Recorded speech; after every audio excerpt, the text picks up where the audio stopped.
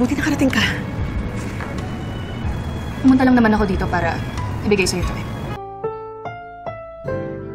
Ang susunod na programa ay rated PG. Ito ay nangangailangan ng patnubay at gabay ng magulang para sa mga batang manunood.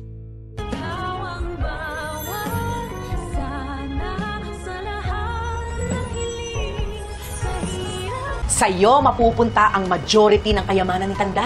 Matapos nga nating malaman ang tunay na dahilan kung paano nakilala ni Justin ang kanyang Lolo Pepe at ito nga sa pamamagitan ng pag-uutos ni Lolo Pepe kay Quinito na magsagawa ng investigasyon upang hanapin ang kanyang apo at nagsagawa pa nga ang matanda ng DNA test kay Justin upang mapatunayan niyang apo niya nga ito, ay pilit namang gagawa si Giselle ng paraan upang makausap ang kanyang anak na si Justin. Na sa una nga ay hindi pa siya makapaniwala nang dahil sa nga paniniwala niya na patay na ito. Kaya naman para magkaroon ng lakas ng loob si Giselle ay magpapasama siya sa kanyang pamangkin na si Annalyn sa isang restaurant upang doon sila makipagkita kay Justin.